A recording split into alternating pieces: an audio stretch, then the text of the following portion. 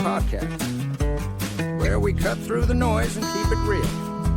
Just because a cut block is legal doesn't make it right. Kind of like Corey Hogue's takes. Now, here's your host, Corey Hogue. Thank you, Jesse, and welcome to the Cut Block Podcast. This week, we're cutting through the noise and getting real about Texas non-FBS stadiums I visited. Then we're going to head into the Gridiron briefing room, and I'm going to break down playoff races from FCS all the way through NJCAA and discuss which teams still have legitimate hopes of making the playoffs in 2025. And, of course, we close things out with the weekend warm-up. It's my personal viewing schedule for the weekend. My name is Corey Hogue, proprietor of CoreyHogueSports.substack.com. You can find me on social media at Corey Hogue Sports, CORYHOGUE Sports. Don't forget to like, subscribe, review the podcast wherever you listen. It really does make a difference. Thank you all for your support, as always. Let's head into the trenches, where we're talking about my top 5 stadiums and my bucket list. A couple weeks ago, I opened the mailbag, and one question stood out above the rest.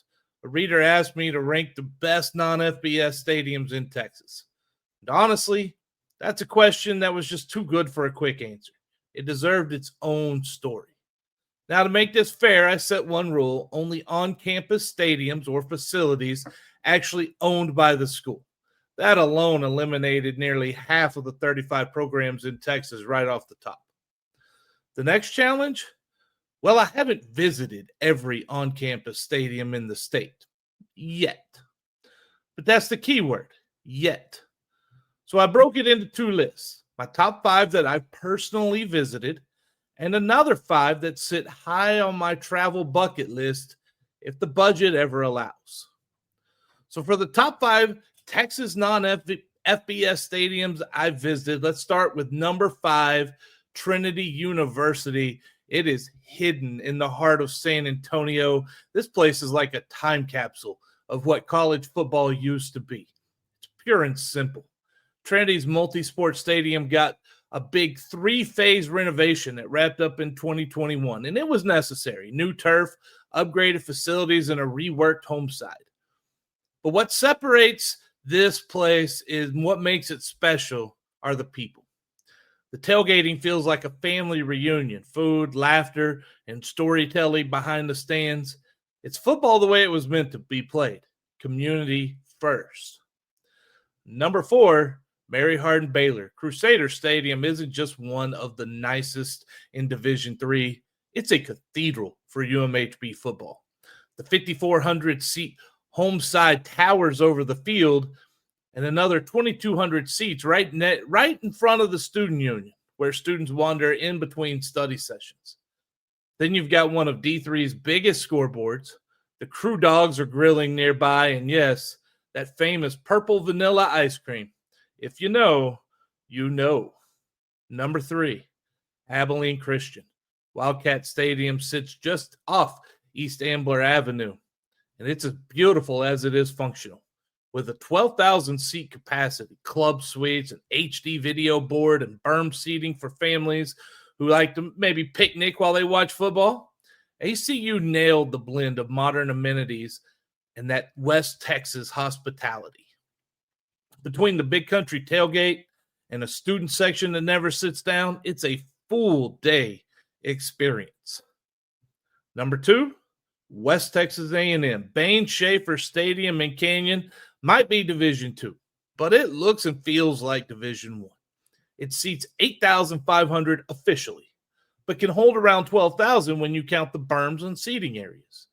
Family boxes, 7 suites, Legends Plaza. It all gives the place a professional feel. What sets it apart? Thunder, the live buffalo who leads the Buffs onto the field. It's a sight you'll never forget.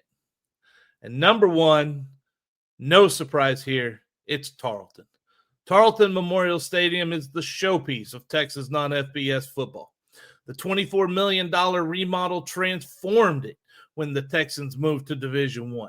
And another upgrade in 2022 bumped capacity to 24,000. But the real magic isn't the seats. It's the tradition. Texan Alley tailgate starts buzzing hours before kickoff. Then comes the Point du Hoc March, the ROTC cadets, cheerleaders, band, players. They all rally at Earl Rudder's statue for a motivational speech before headed to the stadium together. When you add in the Texan Rider, the Purple Poo, and the Sound and the Fury Band, you've got an atmosphere that rivals anyone in the country. So, my 5 Texas non-FBS stadiums that I haven't visited but are on my bucket list. Let's start number 5. This was an odd one. It's Sul Ross State. Like, Jackson Field doesn't have skyboxes or a giant video board or really some of the best facilities you're going to find. But what it does have is priceless. It's got a mountain backdrop. Looks like a postcard. Watching Lobos games in Alpine on a crisp fall afternoon, it just sounds perfect. Don't invite me in December. I'm not a big fan of the snow. Just saying. Number 4, Stephen F. Austin. Homer Bryce Stadium. This one's about history and scenery. Love the piney woods of East Texas. They're one of my favorite parts of the state. And catching a playoff game in Nacogdoches with 25,000 fans packed in, it's a dream, and it would be something special. Number 3, Lamar. Lamar football doesn't get enough credit, on and off the field. Provost Humphrey Stadium looks fantastic. In the game day setup, they've got tailgating, a kids zone, the Cardinal Walk where you can meet the players, and the showcase of the Southeast Texas Band. It's one of the most complete FCS experiences anywhere. Number 2 place on my bucket list, Prairie View A&M. I've been to a few HBCU games, and they are fantastic. But I've never been to one at Panther Stadium. That needs to change. Blackshear Field sits atop the hill like royalty. You got music, the dancing, the fifth quarter. If you've never experienced that, it's more than football. It's a culture. With 15,000 seats and 10 skyboxes. PVAMU might have the best looking FCS venue in the state. And I'll be honest, every time Coach Tremaine Jackson posts a photo from his office overlooking the field, I get a little jealous. Number 1 on my bucket list, UT Rio Grande Valley. Look, after talking with Coach Travis Bush right here on the Cut Block podcast a couple weeks ago, Vacker Stadium shot straight to the top of my list. The way he described it with the smell of fajitas drifting from the parking lot, I swear I could smell it through the microphone. But it's not just the food. It's the Valley vibe. Those fans love their football. They've sold out every game this season, over 12,000 strong. And they have a waiting list for season tickets. That's not hype. That's a passion. And I can't wait to feel that energy in person. Up next, we'll go inside the Gridiron briefing room to discuss which Texas non-FBS teams still have viable playoff hopes. But first, I want to let you know the Cut Block podcast is listener supported. And if you have the means, I'd be honored to have you as a paying subscriber over at CoreyHoagSports.substack.com. Paid subscribers get every story delivered right to their inbox. Annual subscribers get 6 months free. And founding members, I call you the All-Stars. You receive early access to posts, plus my undying love and gratitude. All right, listen, we're heading to October. And that means one thing, it's time to talk playoff football. We're late October, almost November. We're not talking hypotheticals anymore. Not if everything breaks right. I'm talking about the teams in Texas non-FBS who have a legitimate path to the postseason as we enter the home stretch. From FCS to D2, D3, NAI, and the JUCO ranks. There's still a lot to play for. Some teams are in the driver's seat. Others are hanging on by a thread. So let's break it down level by level and see who's got a shot to extend their season and who's one bad Saturday away from the end. Let's start in the FCS, where 4 Texas programs are still in the picture. Tarleton, Abilene Christian, Stephen F. Austin, and Lamar. Tarleton is the clear frontrunner. The Texans are 8-0, sitting 3rd in the FCS national rankings. The offense is balanced. The defense is nasty. And they've won in multiple ways. They've blown people out. They've had a couple of comebacks that, roughly you count Army, I guess. You name it, they can win that way.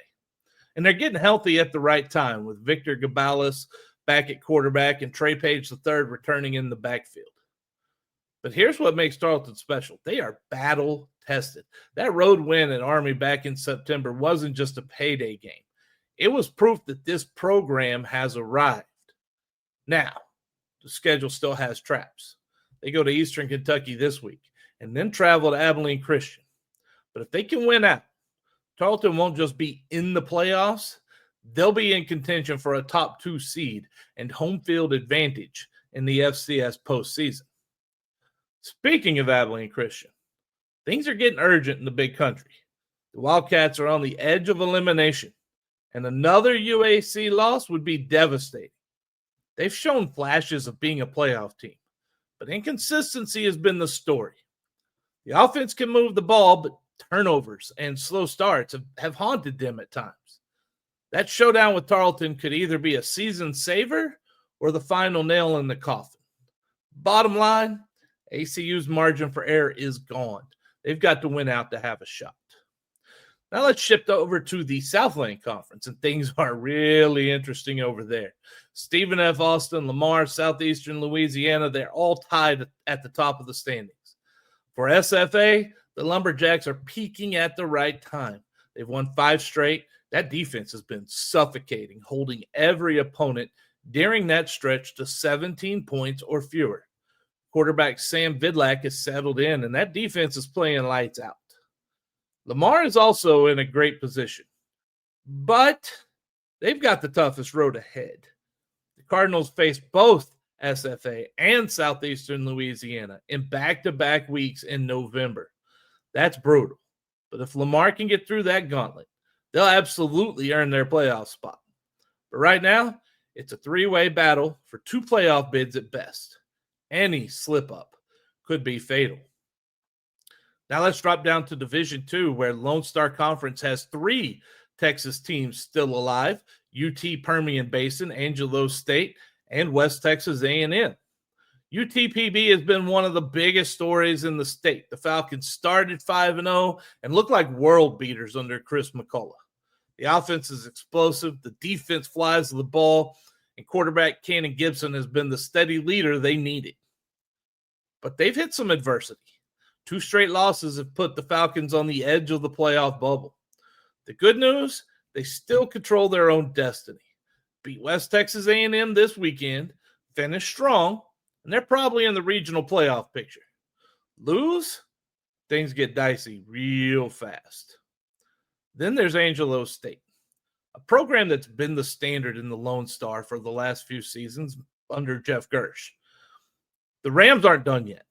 They're going to need some help. A couple of losses put them behind the 8 ball, and that defeat at Texas A&M Kingsville really stung. Still, if they can win out and they get some chaos elsewhere, they might sneak in as a low seed. They're not in control, but they're not out of it either. Oh, and keep an eye on West Texas A&M. Don't look now, but the Buffs are playing their best football of the season. They've won 3 straight and are doing it with defense. They've allowed just 28 total points over the 3-game stretch. Quarterback RJ Martinez is incredible, putting up big numbers and leading by example. If WT wins at UTPB this weekend, they'll officially join the playoff conversation. It's that simple.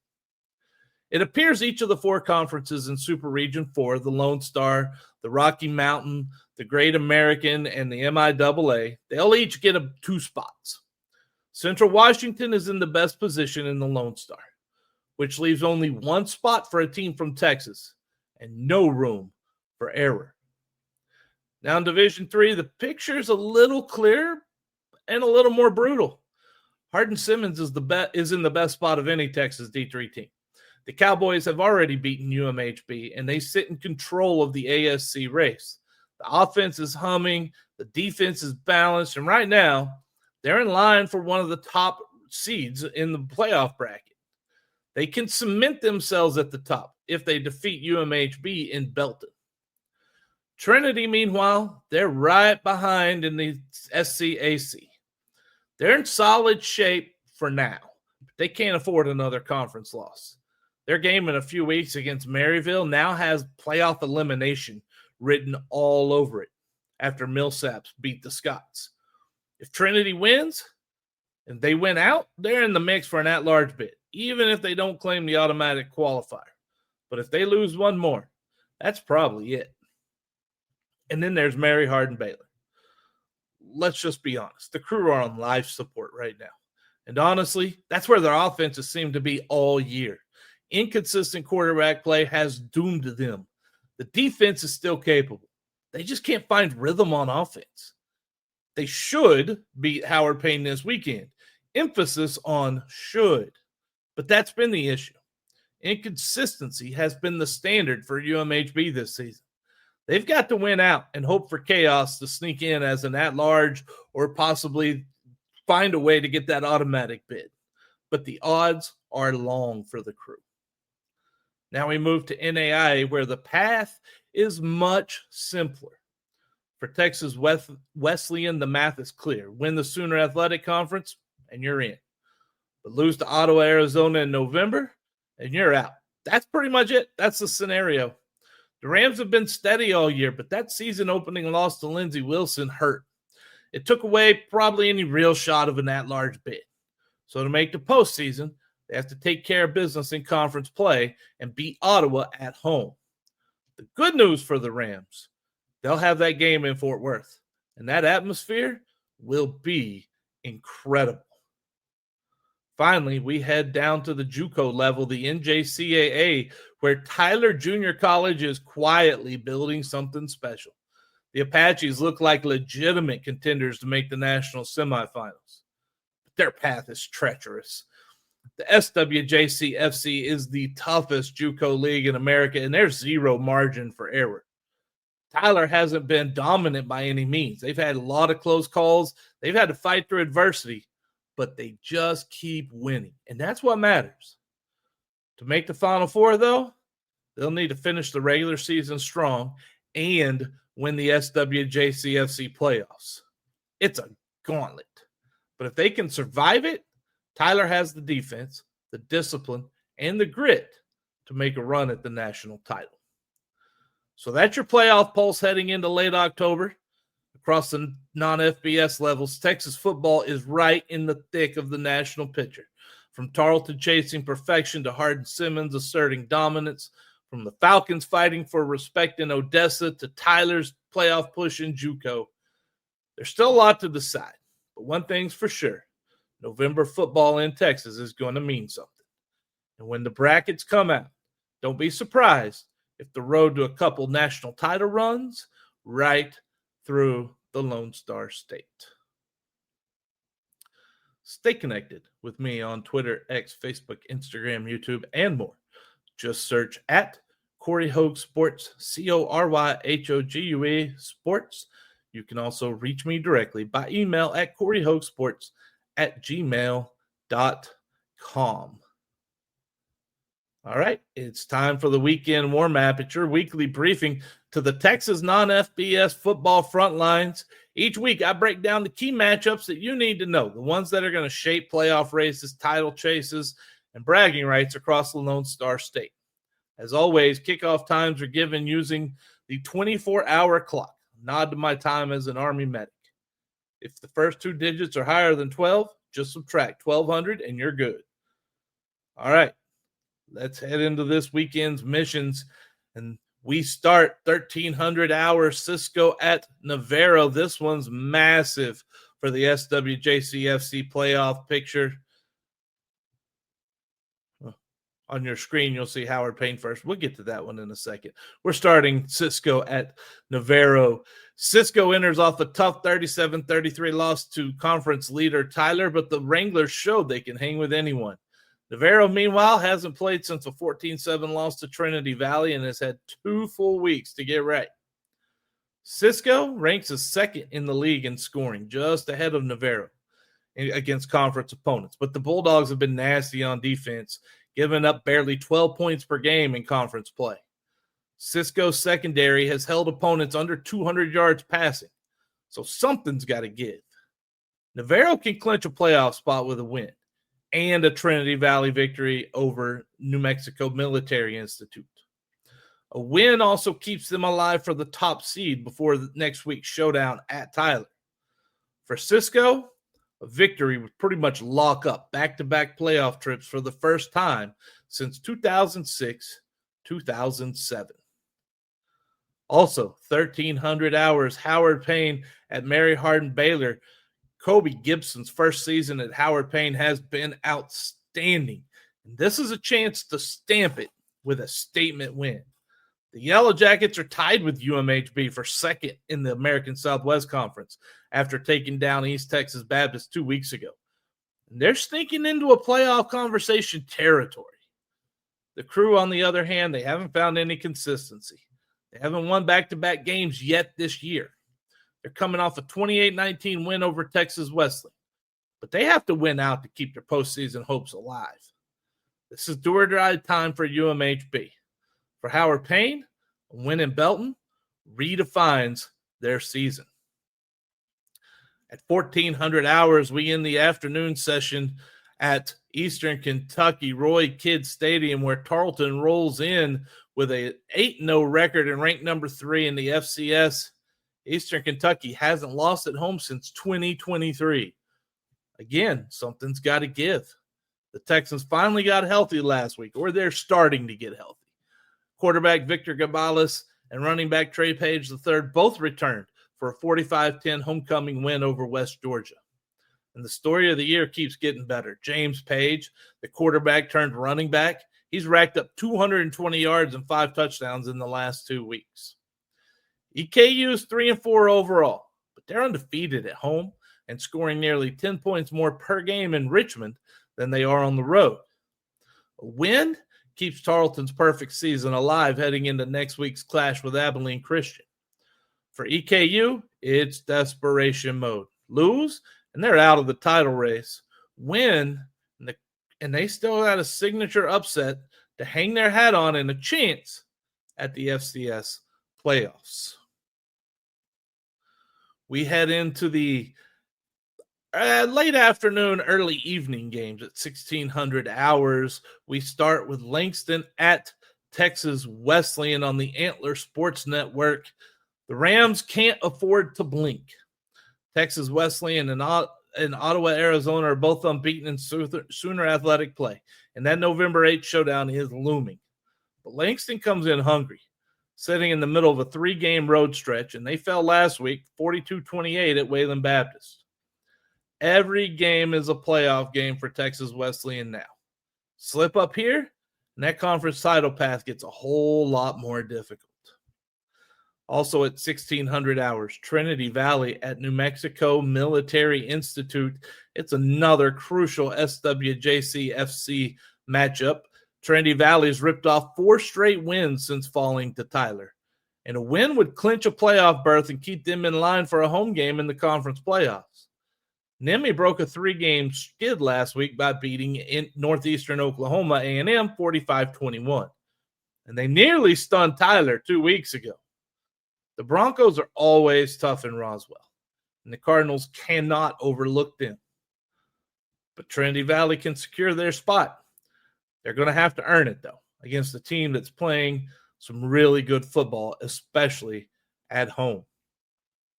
And we head under the lights, the nighttime affairs. We're going to start with the 1,800 matchup. West Texas A&M at UT Permian Basin on Flow College. And this one is personal.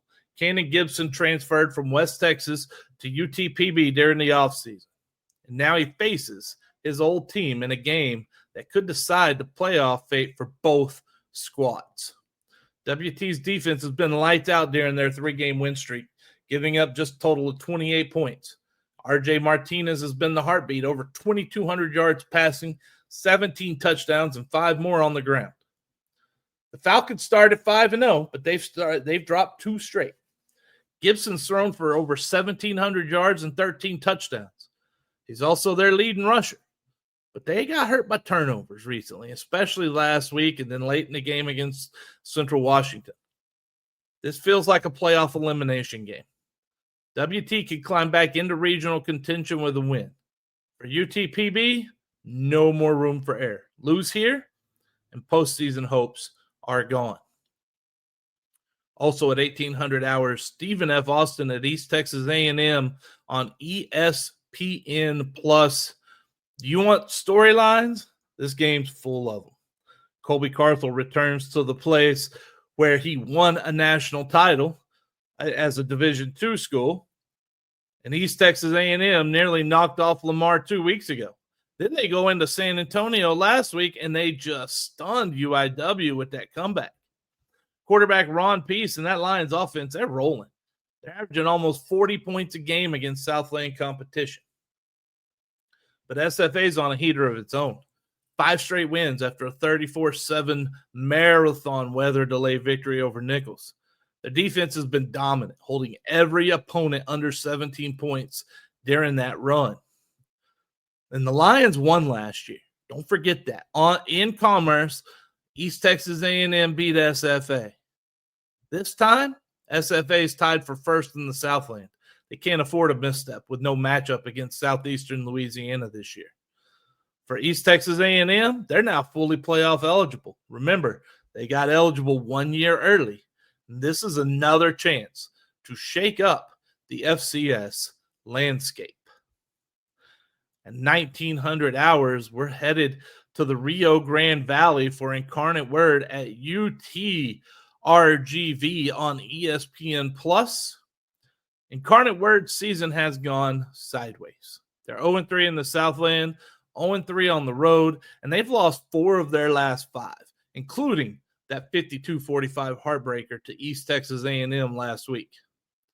Across the field, it's homecoming at UTRGV, the first ever football homecoming. The Vaqueros have sold out every game this season. They're averaging over 12,000 fans, and they sit a 3.5-point favorite in this contest. The atmosphere is going to be electric. It's pride versus momentum. UIW is playing to finish strong, but a UTRGV win would cement Travis Bush as the frontrunner for both conference and national Coach of the Year honors. At 1900 hours, we close out the weekend in Kingsville with Western Oregon at Texas A&M Kingsville. You can see that one on Flow College. Western Oregon's 4-1 in Lone Star Conference play, and they're firmly in that title and playoff race. They control their own destiny, the Wolves do. If they win out, they're in. Texas A&M Kingsville, though, showing real progress under first-year head coach Scott Parr. The Javelinas earned a signature win over Angelo State 2 weeks ago. And then last week, they went toe-to-toe with Central Washington on the road. The Javelinas are rising. A win here wouldn't just shake up the LSC standings. It'd be proof that Scott Parr's squad is starting to live up to the preseason hype. And that's your weekend warm-up for Week 9. 9 battles across the state from noon kickoffs to late-night fireworks. We got playoff spots, title hopes, and a few reputations are on the line. Gear up, get those snacks ready, settle in for another Saturday of Texas Non-FBS football, where the lights might be a little smaller, but the stakes are just as big.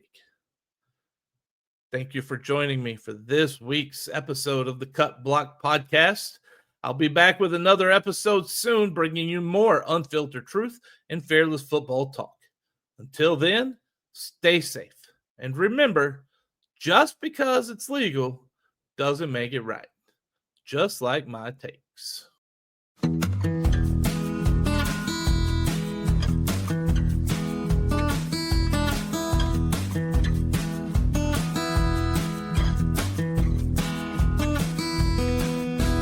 Thank you for listening to the Cut Block Podcast with Corey Holt. Remember, the cut block might be legal, but that doesn't make it right. Just like Corey Holt's takes.